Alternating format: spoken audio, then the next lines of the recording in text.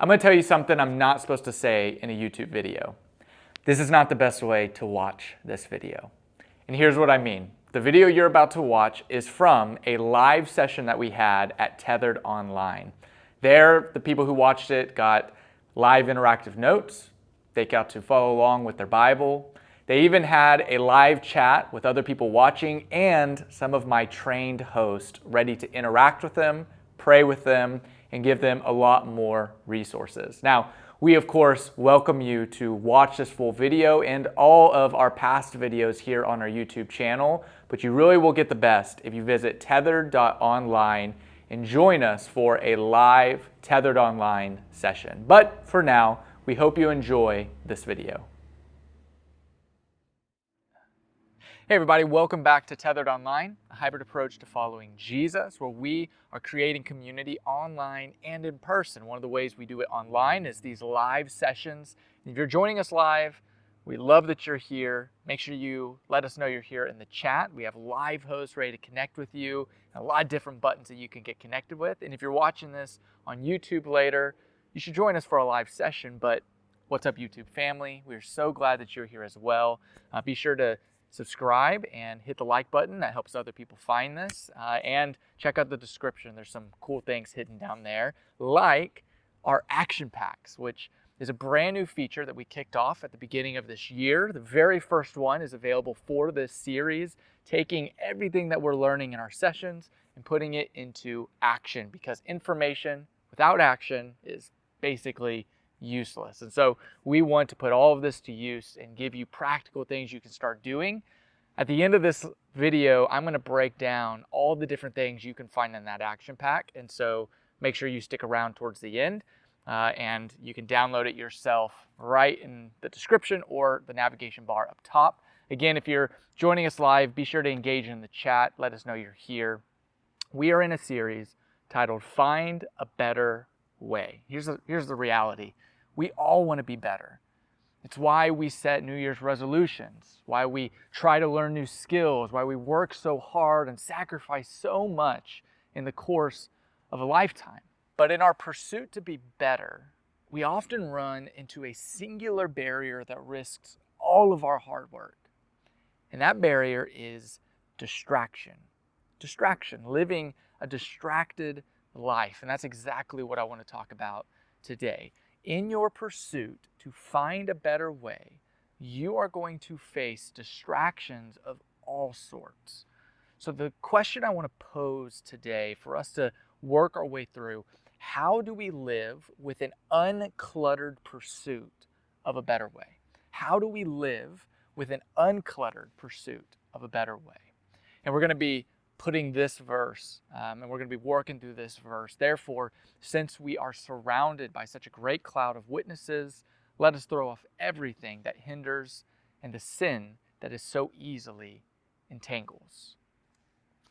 Have you ever fought with something that was physically entangled? Maybe it was a cactus patch or a rose bush, or maybe the worst time of Christmas is not putting up the lights, it's taking the lights down. Now, the lights themselves aren't a bad thing, but what happens is they get into this jumbled mess. And it's like all year they've been marinating in these twisted wires. And it's kind of comical whenever you see movies of them working through the tangle until you are in it yourself. And a lot of times this is what our life can look like. We're pulling harder and harder at these twisted wires, trying to figure out how to get them undone. And they're just getting tighter and tighter around us. And maybe for you, that is not sin that's holding you back, but it's taking us back to the text. It's letting us throw off everything that hinders and the sin that so easily entangles. Meaning that there may be things in your life that aren't sin, but that are holding you back from what God desires of your life. They are that tangled mess that you're pulling at. Sometimes the things that hinder us from Jesus, they aren't bad things. They can be really good things, in fact, that fill up your plate, that keep you busy, but keep you also from the best things. Maybe it's a project at work that's keeping you at the office late. Maybe it's kids' sports that are keeping your family disconnected from your neighbors. Maybe it's a video game keeping you distracted from your newborn. I want to open this up for all of us to answer. If you're live, you can put it in the chat. If you're on YouTube, you can put it in the comments. What are some good things that might be holding you back from experiencing a better way?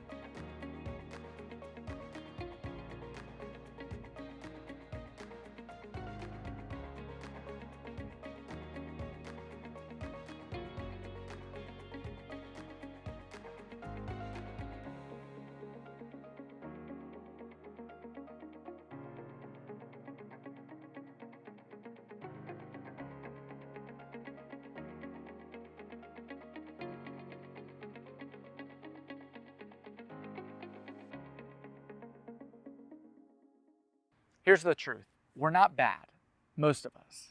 We're just busy. We've settled for good when God has called us to something great.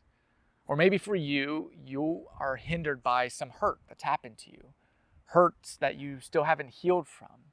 And whether that's something traumatic that's happened to you, maybe it's an insecurity or a fear that's holding you hostage, a label that you let define you, unforgiveness that you carry on in relationship, I don't know what it looks like for you. But if you find yourself tangled or hindered, I want to tell you from experience that that is not the life that Christ has in store for you. He didn't die for you so that you could be stuck, so that you could feel hindered, so that your life would be cluttered. Now, Jesus died, he came to set you free. Galatians chapter 5, verse 1 says this, it is for freedom that Christ has set us free. So maybe you're in a place where you feel desperate for that freedom, but maybe you're just not quite desperate enough yet because you're doing like most of us do. You're managing it. You feel like, no, I got things under control right now. And the truth is you might have things under control right now. But can I just say that all of the energy and the time that you're using to handle your sin or to nurse your hurt or to keep yourself happy, that's just energy that you're not using to pursue the mission that Jesus has called you to. Because it's really, really hard to fully follow after Jesus when your hands are full, when they're lost in the tangle, when you're just managing.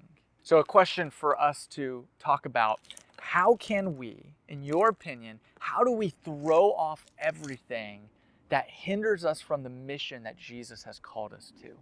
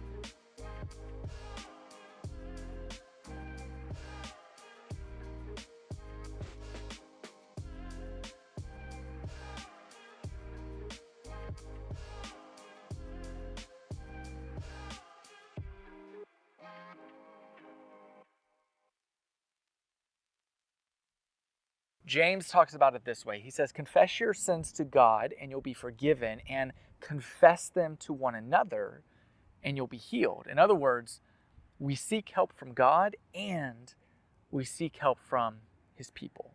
There's a really cool story in the Bible that I think captures this idea. It's a story of a guy named Lazarus, who's a good friend of Jesus, who dies, and they wrap him in burial clothes and put him in a grave. And when Jesus finally arrives to the tomb, he has them roll the stone away, and he does something that only Jesus can do.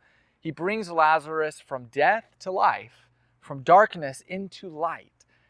He resurrects this friend named Lazarus, but there's still a problem that exists. Lazarus is still wrapped up in his burial clothes. And so Jesus says, let him go. And the community of people around, begin to unwrap Lazarus, now free to move forward into his calling. Jesus has given him a new life. And many of us, we are still bound up in our grave clothes. We are still hindered. We've been given new life, but we're still restricted. And this is why community is so important. It's in fact why Tethered has launched our action packs, because we believe that creating community online, it is extremely important, but we also have to transition to finding community in person. And that's what our action pack is all about, helping you take those steps to be yourself, to wrestle with other people in your community, to help each other move forward into being fully devoted followers of Christ, whether students or adults or elderly, wherever you are. So that overarching question, how do we live with an uncluttered pursuit of a better way? Well, number one, we have to throw off everything that hinders us, good or bad. But that's just where it starts. That's not how it stops, because the author of Hebrew, he continues in his writing. Therefore, since we are surrounded by such a great cloud of witnesses, let us throw off everything that hinders and the sin that so easily entangles. And let us run with perseverance the race marked out for us. How do we live with an uncluttered pursuit of a better way? We throw off everything that hinders, and number two, we run with perseverance. And perseverance is not easy. Discipline, it's painful. That's why it involves discipline. It's why when you're tempted to stop, you have to remember why you started. In fact, I ran a 5K race this morning. We ran over a mile-long bridge, and about halfway through that bridge, I'm thinking, I'm pretty tempted to stop right now. And I had to remember why I started. I'm trying to get in shape. I'm trying to run 10 races this year. And to far more bigger matters in life, a shout out to single moms who don't stop because they remember why they started. To dads who are forgiving. They don't stop despite how painful it is. To marathon runners, people running a lot longer than I am. They know why they started. For people who are fighting for their marriages, they don't stop even when they're tempted. And when you're tempted to stop, just stop and remember why you started in the first place. You know, this reminds me of Jesus in the garden. He's praying to God the night he's about to be arrested and led to the cross. God, if it's possible, take this cup from me. He's tempted to stop, but he doesn't. Jesus pursued his mission uncluttered by staying focused on what mattered most. He recognized why he came and why it was so important. He endured the cross by staying focused on the joy set before him. What joy? What was that joy? That joy was you and me and the church that he would establish, and the hope of a resurrection and the renewal of all creation. So how do we live with an uncluttered pursuit of a better way? Well, number one, we throw off everything that hinders. Number two, we run with perseverance. And then finally, number three, we fix our eyes on Jesus. Therefore, since we are surrounded by such a great cloud of witnesses, let us throw off everything that hinders and the sin that so easily entangles, and let us run with perseverance the race marked out for us, fixing our eyes on Jesus, the pioneer and perfecter of faith. What are your eyes fixed on? What has your attention? Because when our eyes are fixed on anything other than Jesus, it will inevitably lead us away from Jesus. When you have your eyes, it's like when you're driving on the highway and a billboard or something on the side of the road distracts you off that highway. You're going in one direction, but your eyes are fixed on something else. What happens? You start drifting one way or the other off of your main course. As human beings, unless we fix our eyes on Jesus, we will continually find ourselves frustrated with the way our life is going. But when we fix our eyes on Jesus, He is going to lead us into a better way. 2 stories from the Bible that just blew my mind when I thought about them. One is about halfway through Jesus' ministry, some of his disciples, James and John, they asked Jesus a question. He says, I'll give you anything. He says, Jesus, when you come into your throne, when you sit on your high seat, we want to sit on your right and your left. Basically, 2 seats of power. And Jesus essentially tells them, you don't know what you're asking. And then you fast forward. Jesus is arrested, Jesus is beaten, Jesus is crucified, and all of his disciples, including James and John, the ones who wanted to sit on his right and left, they have fled. Everybody's gone, except Jesus isn't being crucified alone. No, there are 2 people there hanging on crosses next to him, but it's not the 2 people who are willing to be there with him because their eyes weren't fixed on Jesus. Or take Peter, where Jesus essentially says, everybody's going to desert me. Peter says, no, I will die for you. And Jesus responds and says, no, you are going to deny me, in fact, 3 times. Whoever wants to be my disciple must take up their cross and follow me. But like James and John and all the other disciples, when that moment came, Simon Peter fled. But there was a Simon who did carry a cross, Simon of Cyrene. And Jesus collapses and carries it because Peter's eyes were not fixed on Jesus. What are your eyes fixed on? Are they fixed on Jesus? Or are they fixed on what Jesus can do for you, like James and John? Are they fixed on Jesus' mission? Or are they fixed on comfort and convenience, like Simon Peter's were? The truth is, these words, they confront me. Out of sight, out of mind, not you, it's me, not personal. I've got a problem because I know how often I can take my eyes off of Jesus, and I throw all of these excuses out there. But we have one advantage that James and John and Simon Peter and some of the other disciples and early followers of Jesus, we have an advantage that these men didn't have. Because it's easy to say, if they can't do it, I certainly can't. But you have an advantage, and it's this. We all know how the story ends. You see, what many would have seen as the darkest day in history was actually the day Jesus came into his glory. Because Jesus' crucifixion was his ascending into his glory and his seating on his throne. But that's a sermon for another day. For today, what are your eyes fixed on? Maybe your eyes are fixed on getting that promotion at work. Maybe they're fixed on the politics of our nation. Or maybe for you, your eyes are fixed on getting something from God, but not willing to give anything. Whatever it is, when our eyes are fixed on anything other than Jesus, it will inevitably lead us away from Jesus. Which is why we created the action packs. We can take these ideas and put them into action so they're not just ideas stuck in our head, but they're things that we're doing in our life. If you haven't downloaded the action pack, we encourage you to. In there are 30 days and 30 ways you can be better. It's a checklist of things that you can do. There is a music playlist so you can fill your life and your heart with words and messages of God. There is ideas for our week off because the last 2 weeks of this month we are going to take off. And we're going to encourage you to not watch, but go out and do. If you haven't downloaded that action pack, we encourage you to do that as soon as possible and begin putting these things into place. Next week, we're going to conclude this series, Find a Better Way. And for now, Tethered is a hybrid approach to following Jesus. We hope you have a good week. I hope you enjoyed that video. Remember, you can find live versions of videos just like that one by visiting tethered.online.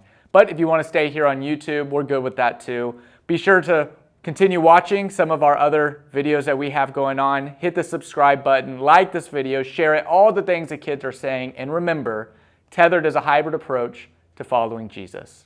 We'll see you guys later.